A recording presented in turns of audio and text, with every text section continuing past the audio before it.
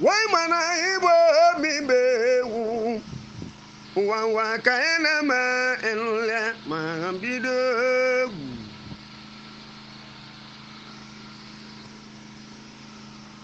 Wadi kamana li sole onwa egwu kanya gwaru kwe gwaru kamonye bia egwu anu ko bilina ngumbia obolo live je ko jeme Why mana ibande nuwa egerigo mule kelu kamu ya manu wa kwa mama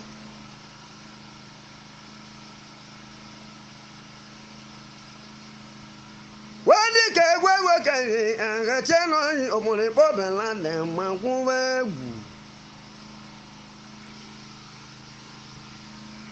Why mana ibabela le ka gwolu egwa egwa kamunye bia egwu garu kubilila gugu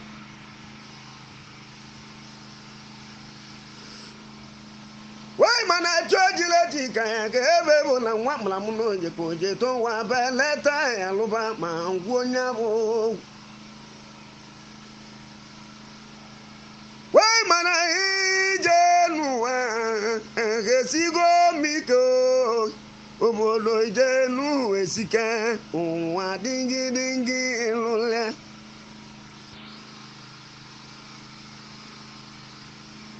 Why mana ibo bibe egwu Awa egwu kanya gwaru kwe egwu kamu bia egwu kanyi gama kamu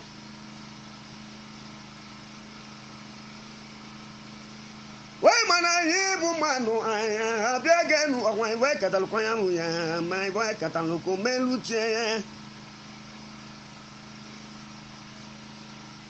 Why mana iwe ma hande nu waje ko melu mu wanle obodo ma no ye meli Wase me mama hande nu wa melu mu wanle mu awa iwe ma kai cholu wewe Kai cholu wabia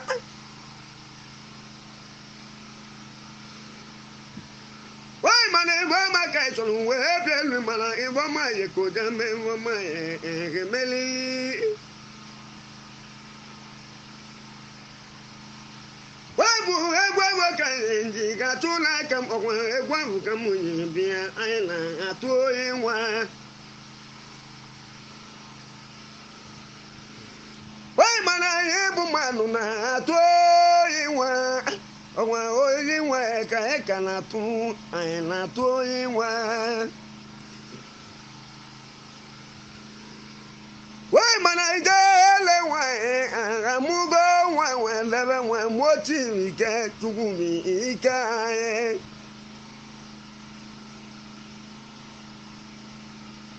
Why mana ijele wa amugo wa lebe wa moti ike tukumi ike Why mana egwa kanye ga tuna kam okwe gwaru kamunye bia egwaru obila ngumbia obolo live yeme o Wabi ba ma de nu waka ina yo jiwo enu ya Wabi ba ma de nu waka ina yo li ju okwa ibo maka kana yo olisa kala Wabi yo moyeka owa nwudu aka ka nwunye mụrụ nwa anyị ba atụ onye nwa Obu nwanne moya nika oye ka ga-egbuo ụwa ka eka na-ebe oko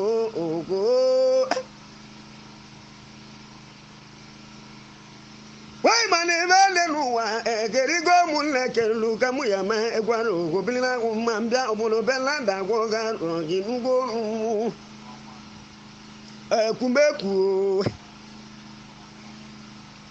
Wabi yo mo eke ogwa nwundu aka aka nwunye mụrụ nwa anyị ba atụ oyi nwa Why mana ijele wa aga mugo wa debe wa muta tuwu ike tuwu ike Wabi yo mo eke tuwo enulia why mana ba na ni so nle getili ge onwa egwaru ka munyi bia onye ka ho digo ma obolo ni ba ye me enulia anga why mana o jele jeje lo ya lo dogu ma lo ya lo kwa nya lo ya jele jo da ku wa ji wa de sa akpala ke mejeji why mana agbalo kera alulu agbalo kara liyo why mana wa mu do ku wa ka na me egwanu bila egwu mu na atimuo elola why mana we ba Moses aga bogo mu bela letimba bumbe timazie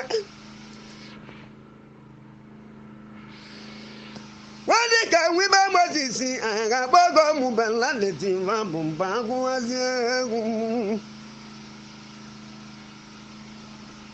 why mana egwe ka ndi atuna kam obodo igbo bela le magu egwu why mana egwe ka atuna kam obodo mi gbo bela le magu lege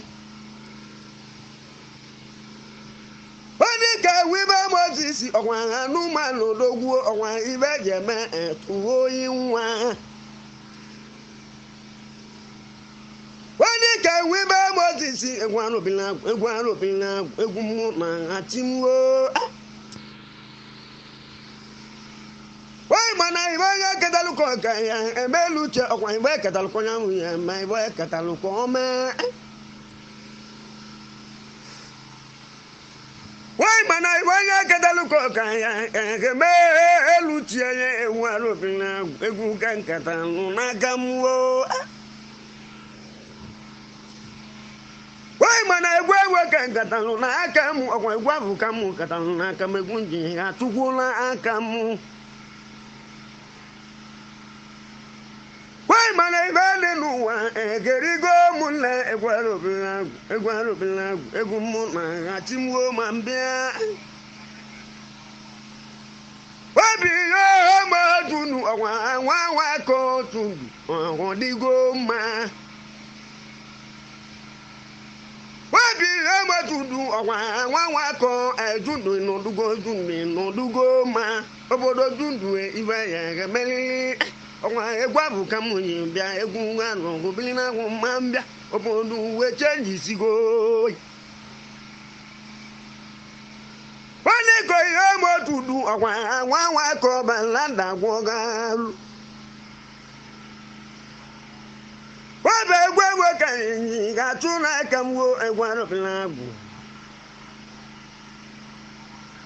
wale ke manugo mekeke chifu gbanugo chifu why mana mudara kisi we belu kwa mudara kanyi si bia gbanugo iwe je ko je be obodo chifu enugo le babu mudara kisi we belu okwa mmona kwa baba kwa lembo why mana onye gbali mbo je ko je lele gbanugo emi be ye gebeli obodo agbaluka rasele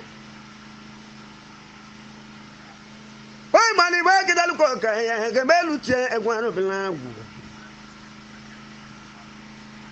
wani ka je gwo na mekege leji ere inodugo ma je gwo ere egwaru bilagu enugo je gwo why mana jagwo mekege leyi ere inodugo mambia obodo belanda go gare gwanu na egwu mu na hatimu ketelem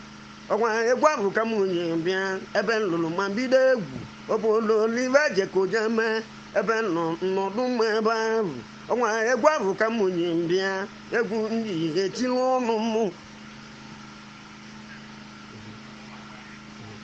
why bani vele nuwa egerigo munle uwa webukezia wana lo na mekeke eleyi edeki no dugo ma na halu wana lo na meke na-eyi o nna alụ deki n'odugo ma why mani ibe kidalụkọ ka ya nke belu chọkwa ibe kedalụkọ ya nụ ya ma edeki n'odugo ma mbịa obodo na lue why mana ije n'ụwa esigo m ike ebono emu eboni o why mana bolo na meke na-eyi lasko mo n'odugo ma enugo nu egwu ọkwa bela dịka na gwurebe egwu ngarụ gobina ahụ why mana bolo na meke na-eyi lasko mo n'odugo ma mbịa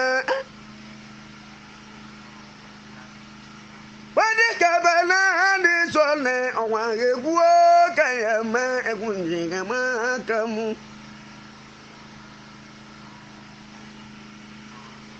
obe gwa kamu ni ga ma na kam ejudu n'odugo ma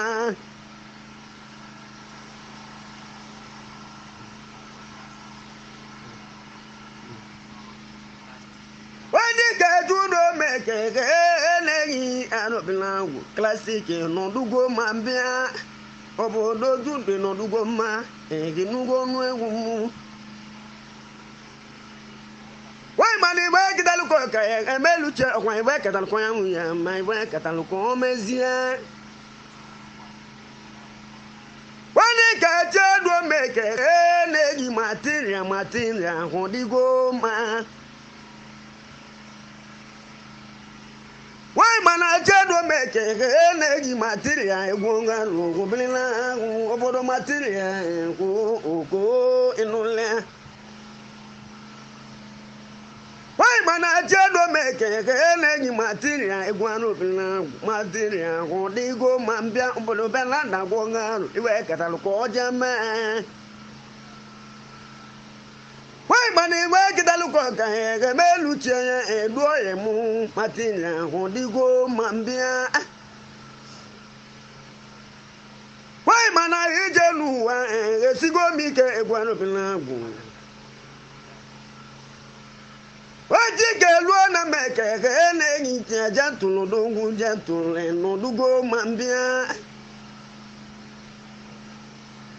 why mana tigelo meke na-eyi ọkwa jentụjaki igwu arụbilagwu jentụlụ n'odugo ma mbịa obodo belanda gwụ ngarụ ma mbido egwu mụ why mana jentụlụ meke na-eyi ọkwa egwu abụ ka m ji mbịa egwu ka m ji atụ aka m ọkwa egwu abụ ka m ji alachapịọ m ebe ịkpọrọ m ma ntivezie why mana ibe kidalụkọ ka ya emeluche egwu arụbilagwu ma bịa webe egwu ka ji atụ n'aka m edudu enwe webụ edudu meke na-eyi egwu arụbilagwu edudu enwe akọ why mana jojile jika ebe bụ na nwa mụrụ m n'oje ka oje to nwa belata ya lụba ma ngwuo elu why mana jedo meke na-eyi kwalifai enugo ọrụ ejọmụ why mana jedo meke na-eyi kwalifai enugo ọrụ egwu n'odugo ma mbịa obodo kwalifai enugo ọrụ egwu ndị ga-etili ọrụ mụ enugo egwu why mana egwu ka ndị ga-atụ n'aka m egwu arụbilagwu egwu mụ na achimwo enule wana alụ na meke na-eyi edeki n'odugo mma ma mbịa egwu mụ why mana ibe kidalụkọ ka emeluche ịgbanugo tv webe egwu ka ndị ga-atụ n'aka m ụgbaka hụ digo ma why mana egwu ka ndị ga-atụ n'aka m ọkwa egwu abụ ka m ji bịa nwa Simon n'odugo ma ịgbanugo emu why Wadi ka wasa monu ba nu go mekele agwaro bilawu obaka keduzia Wadi ka ubaka mekele elegi ochendo kedu Why manu baka mekele elegi okwan woko su no dugo ma okwan woko su ni beje ko je me egwaro bilawu egumu mangatimu enule Why manu baka mekele elegi ubaka inodugo ma Why mani baka dal ko kan ga melu che kwa baka dal ko ya ma Why be gwa ka yin ga tu na kam okwa gwa kam nya tu egwa yin ga tu inwa Why man egwa ka yin ga tu inwa okwa gwa ka yin ga tu egwa yin ga tu inwa Why man ibadi nuwa ngeri go munle okwa iwe katal ko nya munya ma iwe katal ko melu champion Why man ije nuwa ngesigo mi go ije nu webuke Wadi ka dudo mekeke eleni ezundu enwa ko Why mani ba kidal ko ke melu che edundu enwa ko ma bela neve Why bana we ba botisi okwa ko to ga ka ma no to ga sin we melinya bi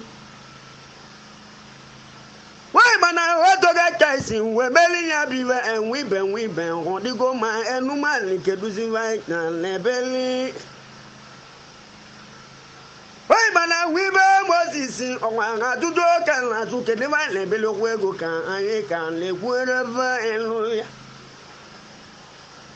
Why man ego kai kana atula tu okwa ego ibo nkai la tu ego kai jinwa bebe travel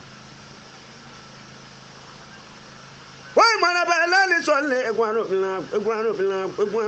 ego mu na atima ewo Why man eje nuwa akale go mu egwaro bila mambide Why man I made nuwa geri go ni munne egwaro Babu wabana mekeke elengi oba plastic no dugo ma obodo dundu wa ko ni be ge melili Babu let me be ko je meme obodo pope lande kai tu oyinwa Babu be ni makai kan la yo li che okwa iba ku iba enwe ogologo ndu na risike kai kan la yo chikela Why man I wonye gbali na mbo ko onya weli okwa iba gba na mbo ko lisie Why man I want na tonki ye obula jo nwa mani bo le me no dulu anya zie Why man o ye gbali mbo je ko je lele man bo ma ye mi bo ma je ko je mezie Why man bo ma de luwa me elu mu wale obodo ba je ko je tele maka mbenu cholo va bia va ye renye mu Why man egwa kala agulu ti man egwa mburu va mbana tegu egu ya ha bulu mu Why man egwa buru va mbara tegu ma legu ka ya bulu belado egu ya abulu mu Why man eje nuwa akale gae ogwa bu kan ya tu egwa yin atu inwa Why man eje nuwa esigo mi ke egwa ro bila egunji ke mamwo Why man egwa kan mamma ogwa ndu akani be je ko je ma Wani ka wa mudu aka wa egwo ka ya me papa ti ke tun wo yin wa ge Why man e ke talo ki kan le melu ti o wa e ka talo kan yin na melu li isankele Monica wa mudwaka egwa robina papa timbi ike wai mana egwa kan atuna kam obodo egwa bu kam yin bia onye ge chezu ogo wai mana egwa kan ga letiri timu asmo e woni wo lai no ne jona anyi no ko ne jo mawu wai mana bela ni soli egwa robina egwu mu na ga timu elu le dalu me kene go mu dalu ke chili nyazelu